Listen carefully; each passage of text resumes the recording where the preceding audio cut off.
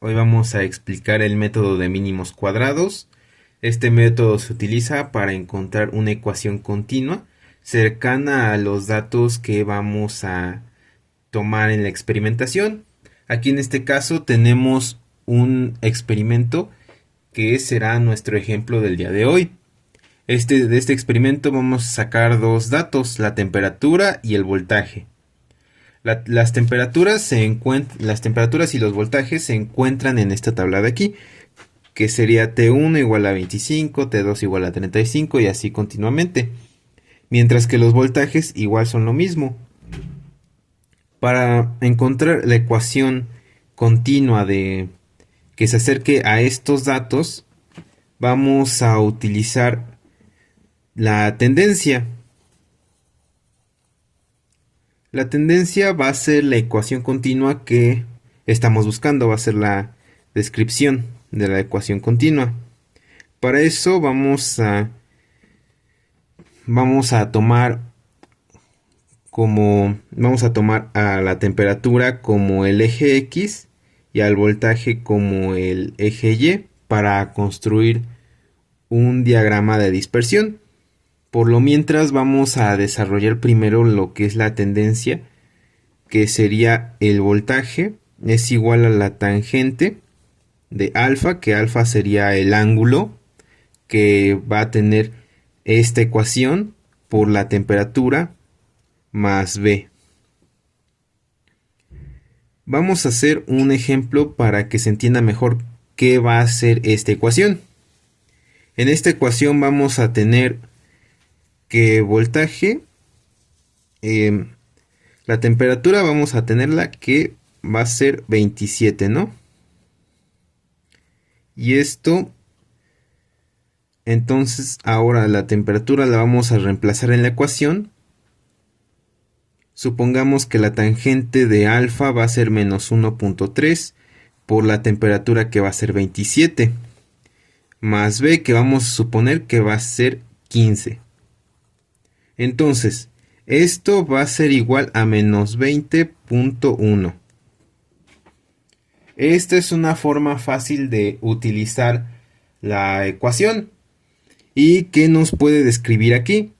Aquí nos puede describir que mientras la temperatura aumente, va a disminuir el voltaje. Va a describir de manera clara cómo las variables se van a comportar. Ya explicado todo esto, vamos con el diagrama, que este va a ser nuestro diagrama de dispersión.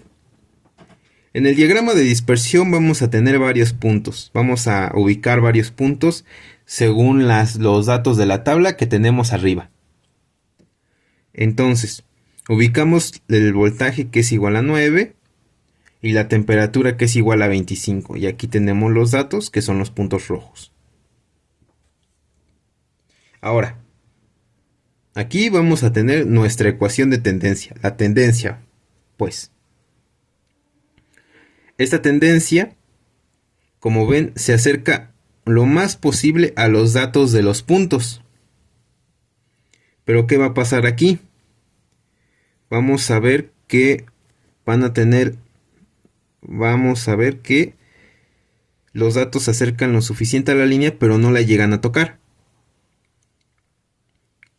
Ahora, vamos a describir tres cosas. El voltaje, aquí que V1 es igual a 9. Aquí que es V con respecto a T1, que es igual a la tangente de alfa por T1 más B. Y vamos a tener como último dato en esta parte a nuestro error, que va a ser la distancia entre el dato y la línea, la ecuación continua que vamos a tener aquí. Este la vamos a llamar E1, que E1 va a ser igual al BT1 menos voltaje 1. Y eso es lo que vamos a hacer en las otras líneas, en los otros datos. Donde aquí, por ejemplo, vemos que el dato en vez de estar abajo de la ecuación, va a estar arriba de la ecuación. O sea, va a superar. El voltaje va a superar al dato de la ecuación que está aquí. Entonces voltaje 2 es igual a 8. Voltaje T2,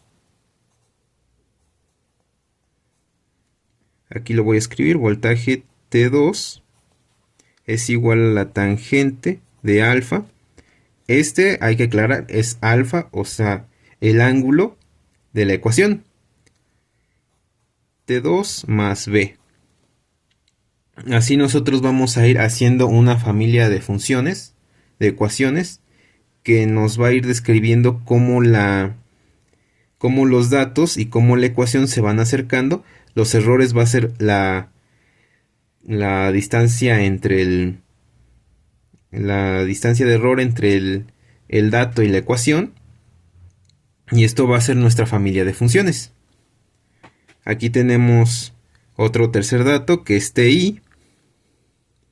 Y aquí tenemos que el voltaje es igual a voltaje I es igual a 4.2.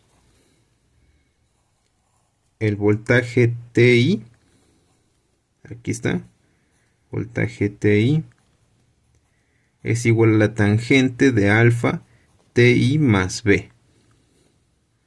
Y su error I, es igual a al voltaje de TI más voltaje I, menos voltaje I. Así lo vamos a hacer con todas las expresiones que tenemos aquí, con los 4 datos. Una vez que tenemos la familia de funciones, tenemos que encontrar las variables que serían tangente y la B para poder realizar nuestra función. Eso ya lo haremos en el siguiente video. Muchas gracias por verlo.